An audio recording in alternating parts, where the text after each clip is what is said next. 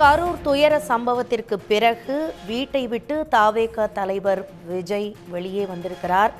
சனிக்கிழமை துயர சம்பவத்திற்கு பிறகு 34 மணி நேரத்திற்கு பிறகு வீட்டிலிருந்து வெளியே வந்திருக்கிறார். அதனை அண்மை செய்தியாக தற்போது பார்த்து கொண்டிருக்கிறோம்.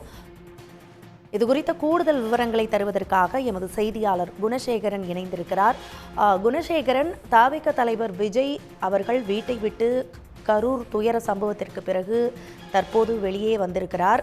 இது குறித்த கூடுதல் விவரம் என்ன?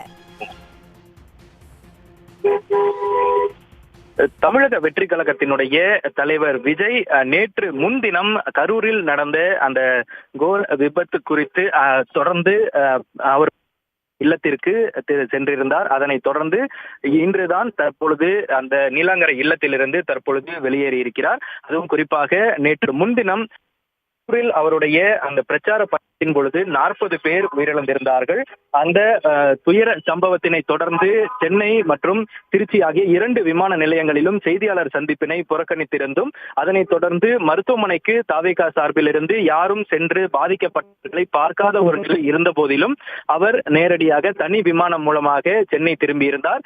சென்னை வந்த பொழுதும் பத்திரிகையாளர்களையோ அல்லது எந்த விதமான ஒரு பதிலையும் தெரிவிக்காமல், இந்த துயர சம்பவத்திற்கு எந்தவித பதிலும் தெரிவிக்காமல் அவர் சென்றிருந்தார். அதனைத் தொடர்ந்து இல்லத்திற்கு செல்லும் பொழுதுதான் அவருடைய ட்விட்டர் பதிவில் இரங்கலை தெரிவித்திருந்தார். அதோடு உயிரிழந்தவர்களுக்கு நிவாரணம் வழங்குவதாக நேற்று காலை தான் அறிவித்திருந்தார். அதாவது சரியாக அந்த சம்பவம் நடந்தேறி ஒரு 12 மணி நேரத்திற்கு பிறகாக இந்த சம்பவத்தில் பாதிக்கப்பட்டிருக்கக்கூடிய அந்த நபர்களுக்கு நிவாரணமும் அதைத் தொடர்ந்து உயிரிழந்தவர்களுக்கு 20 லட்சம் ரூபாயும் வழங்குவதாகவும் தமிழக வெற்றி கழகத்தின் சார்பில் வழங்குவதாக விஜய் தெரிவித்திருந்தார்.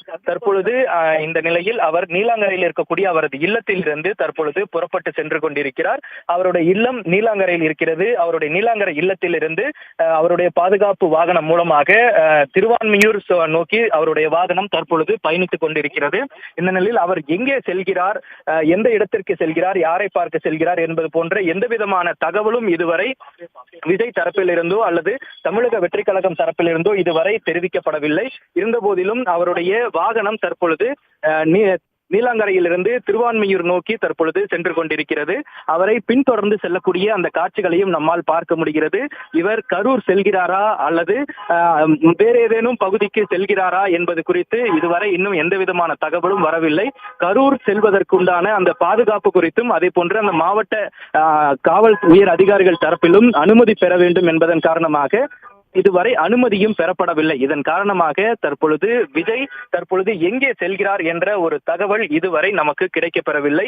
இருந்தபோதும் நேற்று முன்தினம் இரவு அவருடைய நீலாங்கரை இல்லத்திற்கு சென்றிருந்த விஜய் தற்பொழுதுதான் அந்த இல்லத்திலிருந்து புறப்பட்டிருக்கிறார். இடையில் யாரும் அவருடைய இல்லத்திற்கு வருகை தந்து நடிகர் விஜயுடைய ஆலோசனையோ அல்லது அவர்கள் கலந்துரையாடலோ இதுவரை எந்த விதமான நிர்வாகியும் மேற்கொள்ளவில்லை. அந்த கட்சியினுடைய முக்கிய நிர்வாகிகள் என்று பார்க்கும் பொழுது பொதுச் செயலாளர் ஆனந்த் மற்றும் அதனைத் தொடர்ந்து ஆதவ் அர்ஜுன் மற்றும் சி.டி. நிர்மல்குமார் உள்ளிட்டோர் பல்வேறு அந்த கரூர் மாவட்டத்தில் புசியானந்தும் அதனைத் தொடர்ந்து ஆதவ் அர்ஜுனா எங்கிருக்கிறார் என்பது போன்ற தகவலும் இதுவரை தெரியவில்லை. அது மட்டுமல்லாமல் சி.டி. நிர்மல்குமார் மட்டுமே நேற்றைய தினம் நீதிபதியை சந்தித்து மனு அளித்திருந்தார். அதன் பிறகு இன்று பிற்பகல் வழக்கு வரும், அதன் பிறகு தான் இது குறித்தான கருத்துக்களை தெரிவிக்கிறேன் என்ற ஒரு பதிலை மட்டும்தான் தமிழக வெற்றி கழகம் தரப்பிலிருந்து வெளிப்படையாக ஒரே ஒரு பதில் மட்டும்தான் இதுவரை வருகை தந்திருக்கிறது. இந்த நிலையில் விஜயினுடைய பேட்டியோ அல்லது நேரடியாக அந்த குடும்பத்தினருக்கு ஆறுதல் தெரிவிக்கக்கூடிய வகையிலோ இதுவரை எந்த விதமான தகவலும் விஜய் தரப்பில் இருந்தும் செல்லப்படவில்லை. 2 ட்விட்டர் பதிவின் மூலமாகத்தான் அவருடைய இரங்கல் பதிவு இருந்திருக்கிறது. நிவாரணமும் அதன் மூலமாகத்தான் அறிவித்திருக்கிறார். இதுவரை தொலைபேசி வாயிலாகவோ அல்லது நிர்வாகிகள் அந்த பாதிக்கப்பட்டவர்களுடைய இல்லத்திற்கோ இதுவரை யாரும் சென்று பார்க்கவில்லை என்பது பாதிக்கப்பட்ட மற்றும் உயிரிழந்த அவர்களினுடைய குடும்பத்தினருடைய இயக்கமாகவும் அதே போன்று ஒரு கோபத்தினுடைய வெளிப்பாடாகவும் இருக்கக்கூடிய ஒரு காட்சிகளையும் நாம் பார்க்க முடிந்திருந்தது. பல்வேறு வழிகாட்டு நெறிமுறைகளை முழுவதுமாக புறக்கணித்து ஒரு பிரச்சார கூட்டம் அன்று நடைபெற்றதன் காரணமாக 40 பேர் உயிரிழந்திருக்கிறார்கள்.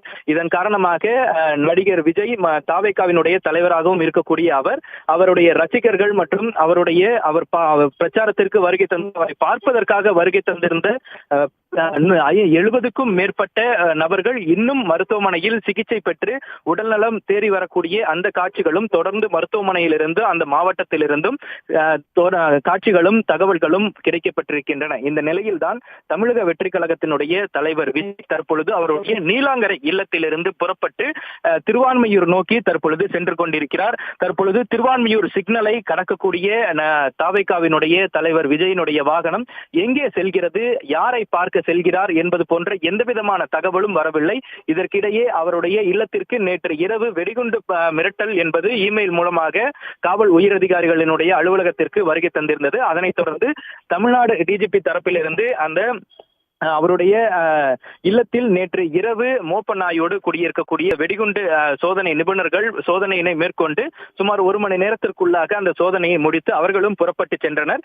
அதன் பிறகு தற்பொழுது தமிழக வெற்றி கழகத்தினுடைய தலைவர் அவருடைய இல்லத்திலிருந்து புறப்பட்டிருக்கிறார்.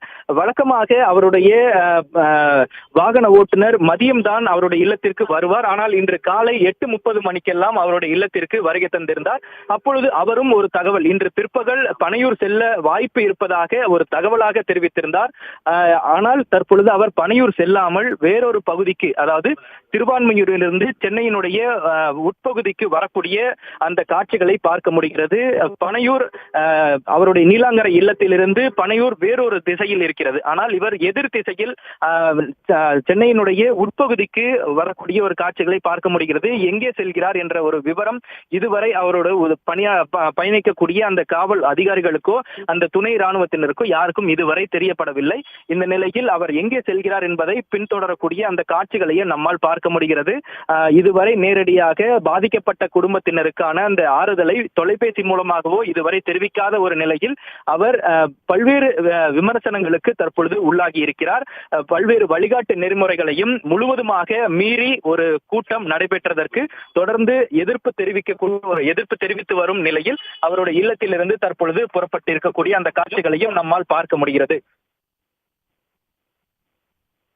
விவரங்களுக்கு நன்றி குணசேகரன். உடனுக்குடன் செய்திகளை தெரிந்து கொள்ள சன் நியூஸ் பெல் ஐகானை கிளிக் பண்ணுங்க.